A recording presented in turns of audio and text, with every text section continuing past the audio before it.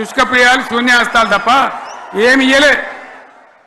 157 కాలేజీలు పెడితే మెడికల్ కాలేజీలు ఒక్కటన్నా తెలంగాణకి ఇచ్చిండ్రా? ఒక ప్రాజెక్ట్ కన్నా జాతీయ హోదా ఇచ్చిండ్రా? ఇక కాంగ్రెస్ వాడు ఇట్లా అంటే బీజేపీ వాడు అట్లా, ఏది లేదు. ఇక ఉల్టా మనయే ఖమ్మంలో 7 మండలాలు గుంజుకున్నారు, సీలేరు ప్రాజెక్టు గుంజుకున్నారు. నరేంద్ర మోడీ మాట్లాడతాడు, ఏం మాట్లాడతాడు? తెలంగాణ వచ్చిందిరా అని తెలంగాణలో సంతోషపడితే తల్లిని చంపి బిడ్డను బతికించిండ్రు అంటాడు. ఎన్నోసార్లు అంటాడు, ఒక్కసారి కాదు. ఈ విధంగా అది కూడా మనం అనిపించేది కాదు. ఈ సందర్భంలో ఒక మాట బీజేపీ అంటే నాకు జ్ఞాపకం వచ్చింది. ఇవాళ కేంద్ర ప్రభుత్వం కగార్ అనే ఆపరేషన్ పేరు మీద ఛత్తీస్గఢ్లో యువకులను గిరిజనులను ఊచకోత పోతా ఉన్నారు. అది ధర్మం కాదు. వీళ్ళు ఏమవుతున్నది, నక్సలైట్లు ప్రతిపాదన పెడుతున్నారు. మేము ప్రభుత్వం దగ్గరకు వచ్చి చర్చలు చేయడానికి సిద్ధంగా ఉన్నాము అంటున్నారు. నేను కోరుతా ఉన్న కేంద్ర ప్రభుత్వాన్ని, బలమున్నది కదా అని చంపుకుంటా పోవుడు కాదు, అది ప్రజాస్వామ్యం కాదు. ఆపరేషన్ కగార్ వెంటనే ఆపేయండి. వాళ్ళని పిలిచి, ఆ నక్సలైట్లను పిలిచి డెమోక్రటిక్ స్పేస్ ఇచ్చి చర్చలు జరపండి. వాళ్ళు ఏం మాట్లాడతారో చూడండి. అది కూడా నల్లనా తెల్లనా దేశం ముందరికి రాని.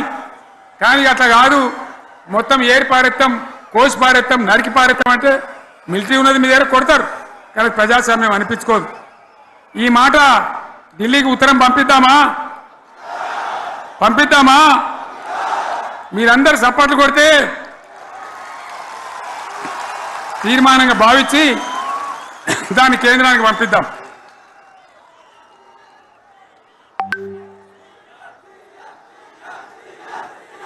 ఇక్కడ 30 ఈ సందర్భంలో ఈ రజతోత్సవ వేళ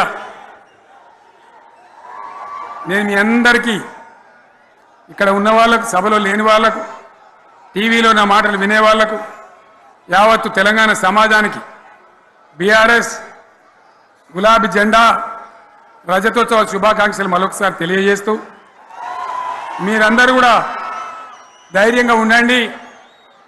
మళ్ళీ బీఆర్ఎస్ తెచ్చుకుందాం, బ్రహ్మాండమైన పరిపాలన అందించుకుందాం. వీళ్ళు జరగొట్టేవన్నీ మళ్ళీ మంచిగా చేసుకుందాం, బ్రహ్మాండంగా ముందుకు పోదాం, పురోగమించుదాం. ఒక అద్భుతమైన తెలంగాణ, ప్రతి వ్యక్తి ముఖంలో చిరునవ్వులు చిందించే తెలంగాణ తయారు చేసుకుందామని చెప్పి మీ అందరికీ మనవి చేస్తూ, ఇంత పెద్ద ఎత్తున ఈ సభకు గవర్నమెంట్ వచ్చిన ఏడాది నరలోనే మీరు కదిలి వచ్చిందంటే మీరు కూడా ఒక నిర్ణయానికి వచ్చినట్టు కనబడుతూనే ఉంది. ఓట్లు ఎప్పుడు వస్తాయని చూస్తాను.